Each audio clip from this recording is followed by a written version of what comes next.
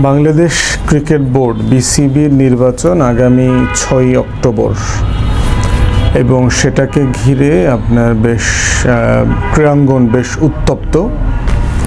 এখন আমি ক্রিকেট খুব ভালো বুঝি না, কিন্তু আমি যতটুকু বোঝার চেষ্টা করলাম যে আসলে এখানে সমস্যাটা কোথায়, এবং দুজন যারা পটেনশিয়ালি ফিউচারে বিসিবির প্রেসিডেন্ট হতে পারেন তারা দুজনই আমাদের খুব স্বনামধন্য ক্রিকেটার ছিলেন। বর্তমানে যিনি বিসিবির দায়িত্বে আছেন আমিনুল ইসলাম বুলবুল ভাই, আমাদের বড় হয়ে উঠবার সময়টাতে তিনি খুবই প্রমিনেন্ট ক্রিকেট ক্যাপ্টেন ছিলেন, আমাদের খুব বিখ্যাত ভদ্র মানুষ, অত্যন্ত বিনয়ী মানুষ, এবং প্রফেশনালি আইসিসি থেকে শুরু করে বিভিন্ন ফোরাম ইন্টারন্যাশনালি রোল প্লে করে যাচ্ছিলেন। তিনি দায়িত্বে আছেন। এর বাইরে হচ্ছে আমাদের আরেকজন সাবেক ক্যাপ্টেন তামিম ইকবাল, যিনি খেলাতে থাকবেন, অবসরে যাবেন, এটা নিয়ে বেশ আওয়ামী আমলে বেশ ধোঁয়াশা আমরা দেখলাম আর কি। তো এখন আসলে বুঝবার চেষ্টা করছি যে সমস্যাটা কোথায়। প্রথমত হচ্ছে আমি যতটুকু বুঝেছি সেটাতে দেখলাম যে বাংলাদেশ ক্রিকেট বোর্ডের নির্বাচনে হচ্ছে আসলে 25 জন পরিচালক নির্বাচিত হবেন। এই 25 জন পরিচালকের এই ফোরামটাকে বলা হচ্ছে সাধারণ পরিষদ, জেনারেল কাউন্সিল যদি বলেন আর কি।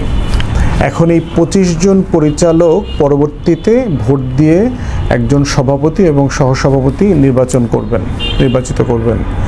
তো এখন প্রশ্ন হচ্ছে যে এই 25 জনকে ভোট দিয়ে কারা বানাবে, তো এর মধ্যে ভোটার কারা এই বিষয়টা একটা বোঝার বিষয় আছে, এবং এটাকে কেন্দ্র করেই হচ্ছে মূল রাজনীতিটা আর কি, যেটা নিয়ে বিভিন্ন দল এটাকে রাজনীতিকরণ করে আর কি। আপনারা জানবেন যে বিভিন্ন জেলাতে এবং বিভাগে আপনার ক্রীড়া সংস্থা আছে, তারপরে ঢাকাতে বিভিন্ন ক্লাব আছে। এই ক্লাবগুলোর মনোনীত প্রতিনিধিরা ভোট দেন। এখন যেহেতু এই প্রত্যেকটা ক্লাব পরিষদের আপনার আওয়ামী আমলে এরা সব আওয়ামী লেসপেন্সাররা ছিল, অন্তর্বর্তীকালীন সরকার এসে যেটা করেছেন সেটা হচ্ছে একটা অ্যাডহক কমিটি করে দিয়েছে, মিক্সড, যারা এলাকার ক্রিকেট বোদ্ধা আছেন, সাবেক ক্রিকেটার আছেন, ক্রিকেট সংগঠক আছেন, এবং ছাত্র তরুণদের প্রতিনিধি সব মিলা এরকম বিভিন্ন জেলাতে প্রতিনিধি হয়েছে আর কি। তো এখন কাউন্সিলর যারা, ভোটার যারা এই নির্বাচনে, তাদের তালিকা দেখার পরে মনে হয়েছে এই তালিকাটা গত নির্বাচনে ছিল 170-এর মতো। ধারণা করা হচ্ছে এটা এইবার হয়তো 200-র কাছাকাছি অথবা 200 পার হয়ে যেতে পারে, যারা মেইনলি ভোটার এবং 25 জন পরিচালক নির্বাচিত করবেন। তো এই ভোটার হওয়ার, এই কাউন্সিলর হওয়ার ক্রাইটেরিয়াটা হচ্ছে যে প্রত্যেক যে কমিটি আছে জেলা বিভাগে এবং ঢাকার, এই অ্যাডহক কমিটি থেকে প্রতিনিধি দিতে হবে যিনি একটা ক্রাইটেরিয়া মিট করবেন, যিনি সাবেক ক্রিকেটার হতে পারেন, ক্রিকেট সংগঠক হতে পারেন, মানে এই ফ্রেমে পড়তে হবে। কিন্তু অধিকাংশ জায়গায়, এবং এইটারই একটা হচ্ছে তালিকা আসার কথা, কিন্তু বিভিন্ন ক্লাব এবং পরিষদ থেকে বিসিবির কাছে যে তালিকাটা আসছে, এই তালিকাতে দেখা গেছে যে বিভিন্ন জেলাতে একটা রাজনৈতিক দলের প্রতিনিধি, বিভিন্ন পদস্থ ব্যক্তিদেরকে এই ক্লাবগুলোতে ভোটার হিসেবে পাঠানো হয়েছে ক্লাবের পক্ষ থেকে। সেইটার ব্যাপারে আবার বিসিবির যিনি প্রেসিডেন্ট, উনি আবার পাল্টা চিঠি দিয়ে সবাইকে জানিয়েছেন যে আপনারা ক্রাইটেরিয়া ফুলফিল করেন এবং অ্যাডহক কমিটির মধ্য থেকে আপনারা সিলেক্ট করে কাউন্সিলর পাঠান, ডেলিগেট পাঠান। এবং এটার ব্যাপারে দেখলাম যে আপনার একটা আইনি পরামর্শ নেওয়া হয়েছে। অ্যাপেলেট ডিভিশনের একজন সাবেক জাস্টিস, ওনার একটা লিগ্যাল ওপিনিয়ন নেওয়া হয়েছে যে বিসিবি চেয়ারম্যান, প্রেসিডেন্ট যে কাজগুলো করছেন, যে ক্রাইটেরিয়া ঠিক করে দিচ্ছেন কারা কাউন্সিলর হবেন, কাদের নাম লোকাল ক্রীড়া সংস্থা থেকে পাঠাতে হবে এ ক্যাটাগরিতে, বি ক্যাটাগরিতে, যে সকল ক্যাটাগরিতে আসুক তারা ওই ক্রাইটেরিয়া ফুলফিল করেন কিনা, সাবেক ক্রিকেটার, ক্রিকেট সংগঠক, এরকম এই ক্রাইটেরিয়া ফুলফিল করেন কিনা। তো সেই লিগ্যাল ওপিনিয়নের উপর ভিত্তি করে উনি চিঠি দিয়ে প্রত্যেকটা সংস্থাকে আবার জানিয়েছেন যে আপনাদের অমুক কাউন্সিলর এই ক্রাইটেরিয়া ফুলফিল করেন না, আপনারা অ্যাডহক কমিটি থেকে আবার নতুন কাউন্সিলর দেন। কোথাও কোথাও এমনও হয়েছে অ্যাডহক কমিটির বাইরে রাজনৈতিক লোকদেরকে ভোটার বানিয়ে পাঠানো হচ্ছে, এবং সেসব জায়গায় দেখলাম যে ডিসি বিভাগীয় কমিশনারদেরও আপনার ইনফ্লুয়েন্স করা হয়েছে, এবং তারাও একটা রাজনৈতিক দলের প্রতি প্রচণ্ড ঝুঁকে গেছেন আগামী দিনের সরকার হিসেবে। তো সেইটা কারেকশন করা হয়েছে, এবং এই কারেকশনের প্রসেসটাকে আবার চ্যালেঞ্জ করা হয়েছে কোর্টে দেখলাম।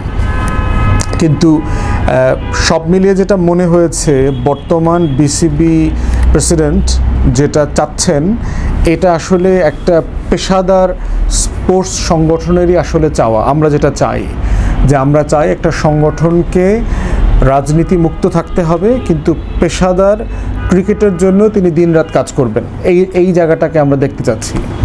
কিন্তু দুঃখজনকভাবে হলো সত্য যে তামিম ইকবাল যেভাবে এত বড় মাপের ক্রিকেটার হয়েও একটা রাজনৈতিক দলের আশ্রয়ে প্রশ্রয়ে ছত্রছায়াতে প্রার্থী হয়েছেন, সেটা খুব দুঃখজনক। এবং এই মানুষটাকে মানুষ এত পছন্দ করে, ভালোবেসেছে, তার অসুস্থতার সময় মানুষ দোয়া করেছে, এবং তাকে এখন যে আচরণ, যে ডানে বামে বিভিন্ন রাজনৈতিক দলের নেতাদেরকে বসায় প্রেস ব্রিফিং করা হচ্ছে, সেই ব্রিফিং থেকে আবার হুমকি দেওয়া হচ্ছে, সেটা খুবই দুঃখজনক আর কি। যে বাংলাদেশে যারা নতুন সংস্কারের রাজনীতি করবেন বলে বারবার আমাদেরকে আশ্বস্ত করেছেন, আমরা একসাথে ফ্যাসিবাদ বিরোধী আন্দোলন করেছি, সেই মানুষগুলোর মুখ থেকে এই ধরনের ভাষা, এই সংস্কার নতুন বাংলাদেশ তৈরি করবার ভাষা বলে আমাদের কাছে মনে হয়নি। বরং আমরা বোধ করছি তামিম ইকবাল, মাশরাফি এবং সাকিব যে পথে নষ্ট হয়ে পচে গলে দুর্গন্ধময় একটা প্রাণীতে পরিণত হয়েছে, ঠিক একই পথে আমরা দেখতে পাচ্ছি যে তামিম ইকবালও সারা দেশের কোটি কোটি মানুষের ভালোবাসার জায়গা থেকে, দোয়ার জায়গা থেকে একটা ঘৃণিত জীবে পরিণতির দিকে যাচ্ছে। এমনও হতে পারে তিনি হয়তো সভাপতি হয়েও যেতে পারেন, কিন্তু তিনি যে ঘৃণাটা কামাচ্ছেন, এবং এর পিছনে রাজনৈতিক দলের বিভিন্ন নেতাদের মদত যেমন আছে, একটা ব্যবসায়ী গ্রুপ, পার্টিকুলারলি বসুন্ধরার কথা বারবার আসতেছে, বসুন্ধরা এখানে ফান্ড করতেছে, এবং শুনলাম যে গণমাধ্যমগুলোর যারা স্পোর্টস রিপোর্টার আছেন তাদের বিশাল অংশকে নাকি ব্যাপক লেনদেন করা হয়েছে, যে বিসিবির কারেন্ট অ্যাডমিনিস্ট্রেশনকে, কারেন্ট প্রেসিডেন্টকে হেয় করা, তারপরে যেই উপদেষ্টা আছেন যিনি এটা দেখভাল করছেন তাকে হেয় করে এটার ভিতরে একটা বলয় তৈরি করবার চেষ্টা করা, এই কাজগুলো করা হচ্ছে। এখন আমরা আসলে কি দেখতে চাই? আমরা আসলে দেখতে চাই যে বাংলাদেশের স্পোর্টস অঙ্গনটা পেশাদার থাকুক, আমাদের স্পোর্টস অঙ্গনটা রাজনীতির বাইরে থাকুক। কোনো রাজনৈতিক দল আপনি আজকে ক্ষমতায় আসেন বা ভবিষ্যতে ক্ষমতায় আসেন, এইটার মধ্যে ইন্টারফেয়ার করবেন না, আমরা সেটা দেখতে চাই। অতএব আমরা দেখতে পাচ্ছি যে প্রচ্ছন্নভাবে তামিম ইকবাল যেই পথটা নিয়েছেন সেই পথটা আসলেই কারেক্ট পথ না। এই যে দলীয় ছত্রছায়ায় নতুন করে পাপন হয়ে ওঠার যে চেষ্টা, যে লড়াই, যেই মানে রূপরেখা চলছে, এইটা দেশের সাধারণ মানুষ ভালোভাবে নেবে না। বিশেষ করে ক্রিকেট প্রেমী সাধারণ ছেলে মেয়েরা, শিক্ষার্থীরা যারা আছে, তরুণরা যারা আছে, তারা কোনোভাবে এটাকে ভালোভাবে নেবে না। বিসিবির যারা কারেন্ট অ্যাডমিনিস্ট্রেশন আছেন তাদেরকে অনুরোধ করব পুরো বিষয়টাকে জনগণের কাছে তুলে ধরেন, যে আসলে মানে বিষয়টা কি এখানে। মানে আপনি পুরো একটা ঘটনাগুলোকে যদি একটা ইন্ডেক্স আকারে, ক্রোনোলজি আকারে বলেন যে কাদের নাম পাঠানো হয়েছে কাউন্সিলর হিসেবে, এবং কেন আপনাদের বিসিবির গঠনতন্ত্র মোতাবেক এই লোকটা ক্রিকেট প্রেমী অথবা ক্রিকেটার অথবা ক্রিকেট সংগঠক এই কোনো ক্রাইটেরিয়াতে পড়ে না, কেন তার রাজনৈতিক পরিচয়টা গুরুত্বপূর্ণ বলেই ডিসি এবং কমিশনারের নামগুলো পাঠিয়েছে। যেই সকল ডিসি এই পলিটিক্যাল ইনফ্লুয়েন্সের শিকার হয়েছে তাদেরকে ইমিডিয়েটলি ওএসডি করা দরকার, ডিসমিস করা দরকার। যারা ন্যূনতম পেশাদারিত্বকে বাদ দিয়ে ভবিষ্যতের জন্য এখনই মেরুদণ্ড, কপাল, সম্মান, মর্যাদা বিক্রি করে দিয়েছে, এই ধরনের ডিসি থাকার দরকার নাই। এই ধরনের বোনলেস, পাইনলেস আমলারা দেশটাকে গত 16 বছর বেঁচে দিয়েছে, আগামীতে আরও বারবার বেঁচে দেবে। অতএব এই পুরো প্রসেসটাকে আমরা অনুরোধ করব বিসিবিকে যে আপনারা এটা এক্সপোজ করে দেন, আপনারা পরিষ্কার পরিষ্কার করেন যে আসলে বলা হচ্ছে যে আপনি আপনার ভোটার বাড়াচ্ছেন না আপনি আসলে রাজনৈতিক ভোটারদের কাউন্সিলরশিপ বাতিল করছেন, কোনটা করছেন। এই পিকচারটা পরিষ্কার হয়ে গেলে আমার মনে হয় যে ক্রিকেট প্রেমী এবং ক্রিকেটকে ভালোবাসে এই দেশের যে কোটি কোটি মানুষ আছে তাদের কাছে পিকচারটা পরিষ্কার হবে। কারণ অনেক খবর পড়ে মনে হচ্ছে যে আসলে কে যে নায়ক আর কে যে খলনায়ক, কে যে অন্যায় করেছে কে করে নাই, এই পুরো বিষয়টা এখন অপরিষ্কার। তো এই অপরিষ্কারের জায়গাটা পরিষ্কার হওয়া দরকার।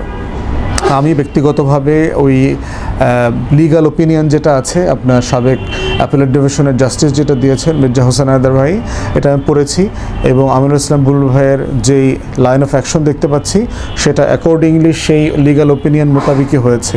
অতএব সেই জায়গাতে আমি মানে ক্রিকেটকে যে রাজনীতির বাইরে রাখা এবং পেশাদারিত্বের সাথে রাখা, সেই জায়গাতে আমি প্রিটি কনভিন্সড। বাট স্টিল আমার মনে হয় যে সব পক্ষের আলোচনা আসা দরকার। হুমকি ধামকি এবং রাজনৈতিক ছত্রছায়ায় মাস্তানির বাইরে এসে ক্রিকেটটাকে কিভাবে আমরা সবার করে রাখতে পারি। পাপন এবং সাকিব আর মাশরাফির মতো করে ক্রিকেটের নতুন গডফাদার আমরা আসলে দেখতে চাই না। গডফাদারের রাজনীতি দেখতে দেখতে আমরা বড্ড ক্লান্ত। এবং বাংলাদেশ এশিয়া কাপে এখন ফাইনাল খেলবার মুহূর্তটাতে যখন দেশ আবার ঘুরে দাঁড়িয়েছে, আবার পেশাদার ক্রিকেটের যে মর্যাদা সেটা ফিরে আসবার সুযোগ হয়েছে, তখন আবার ক্রিকেটকে ঘিরে এই যে লুটপাট বাণিজ্য, ক্রিকেটের টিকিট বাণিজ্য, ক্রিকেটের স্পন্সর বাণিজ্য, ক্রিকেটের ঠিকাদারি বাণিজ্য, বিসিবির টাকা লুটপাটের বাণিজ্য, এই বাণিজ্য করবার চক্র আবার সচল হয়েছে। আমরা এই চক্র থেকে বাংলাদেশ রাষ্ট্রকে যেমন বাঁচাতে চাই, ঠিক বাংলাদেশের প্রত্যেকটা ইনস্টিটিউশনকেও বাঁচাতে চাই। সেই জন্য আমরা পেশাদার ক্রিকেটের পক্ষে থাকব এবং যারাই এই পেশাদারিত্ব নষ্ট করবার জন্য চেষ্টা করবেন আমরা তাদের বিরুদ্ধে বলবো, বাংলাদেশের হয়ে, লাল সবুজের পতাকা হয়ে, টাইগারদের হয়ে। সবাইকে ধন্যবাদ।